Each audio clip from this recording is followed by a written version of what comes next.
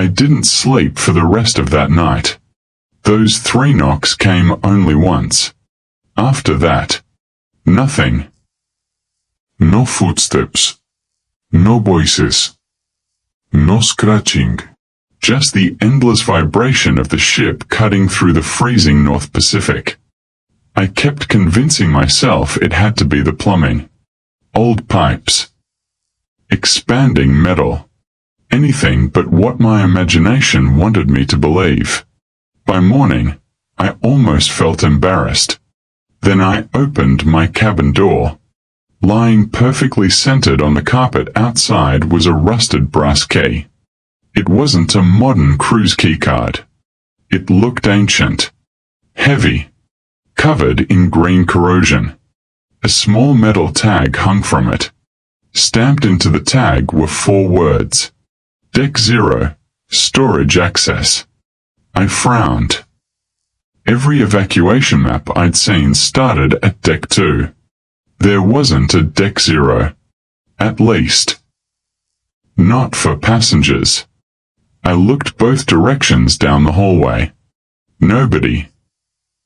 Housekeeping hadn't even started yet. I picked up the key. It was freezing cold. Cold enough that it almost burned my fingers. I slipped it into my pocket without telling anyone. Underscore.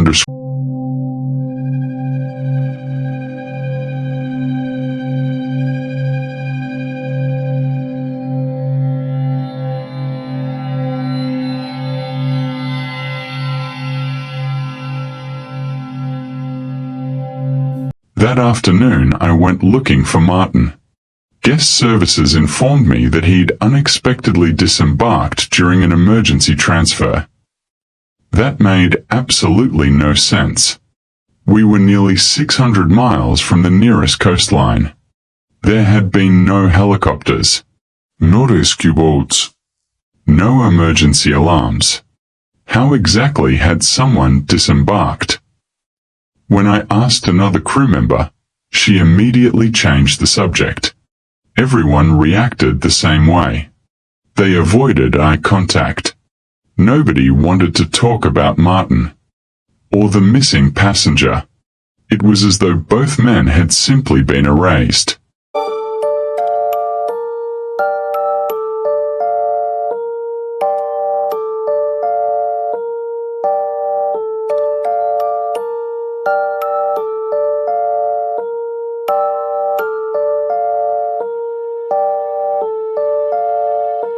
That evening, Megan convinced me to attend one of the comedy shows.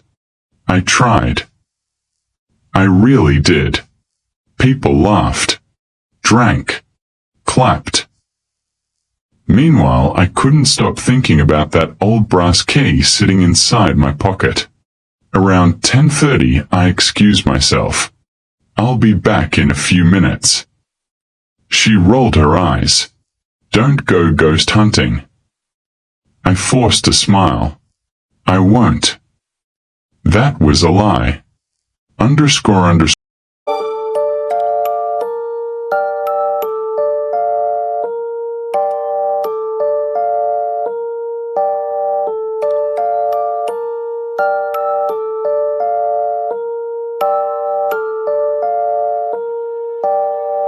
I took the elevator down to Deck 3. The hallway looked exactly like before. Except this time. The maintenance door was closed. Locked. No lights. No sounds. I pulled the brass key from my pocket. The lock looked far older than the electronic security system surrounding it. Almost like it belonged to another ship entirely. The key slid in perfectly. Click. The heavy steel door unlocked. A wave of freezing air rushed into the hallway. Not cool air. Freezing. Like opening an industrial freezer. I stepped inside. The corridor beyond was darker than I remembered. Half the fluorescent lights had burned out. Long sections disappeared into complete darkness. Somewhere ahead, metal clanged. Once. Then silence. I walked carefully, using my phone flashlight. The beam illuminated thick pipes wrapped in old insulation. Rust covered everything. Water dripped steadily from overhead valves. After nearly 2 minutes of walking, I reached a large steel staircase. According to every map I'd seen, there shouldn't have been stairs going lower. Yet these did. 0. I stared at it. Deck 0. My pulse quickened. I started downward. Each step echoed through the steel like a gunshot. The deeper I descended, the quieter the engines became, until another sound replaced them. Knock, knock, knock. The exact same rhythm. Only now, it came from somewhere below.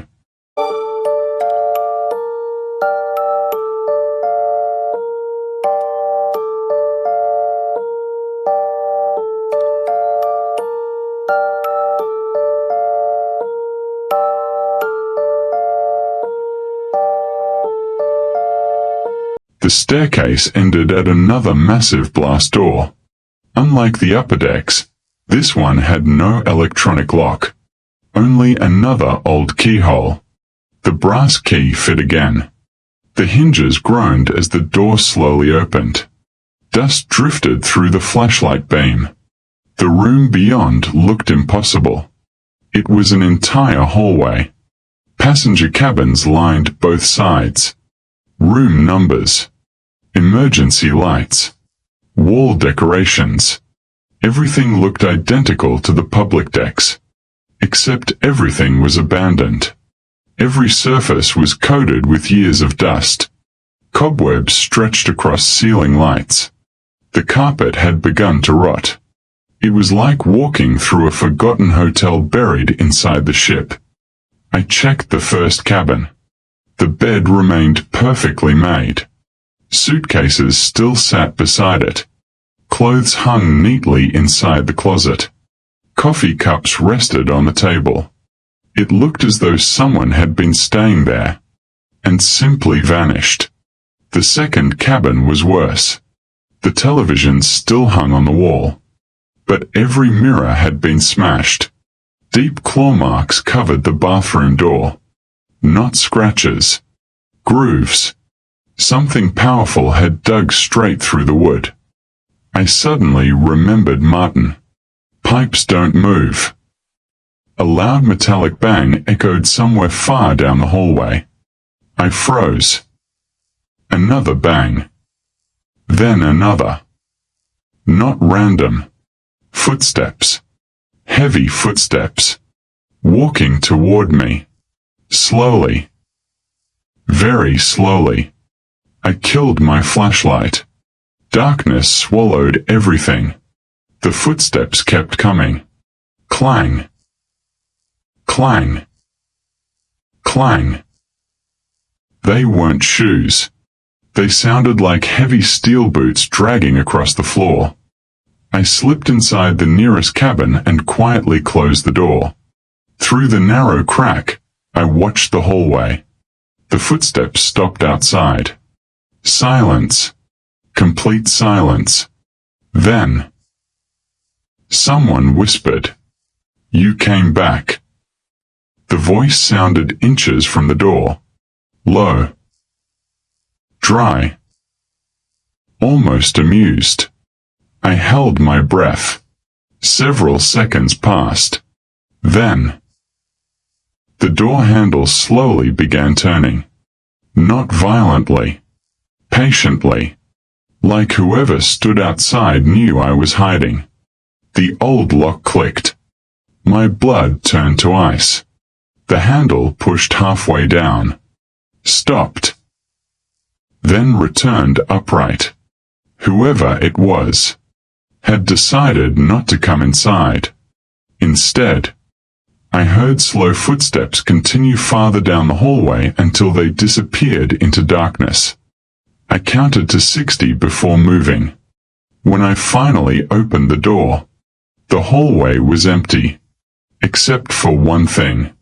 On the opposite wall, written in fresh black ink, were words that hadn't been there before. You shouldn't have opened the door. My heart pounded so hard I could barely breathe. Someone had written that, while I was hiding, without making a sound. And then, 3 knocks echoed from inside the wall directly beside me. Knock. Knock. Knock. This time, something knocked back from the other side of the wall.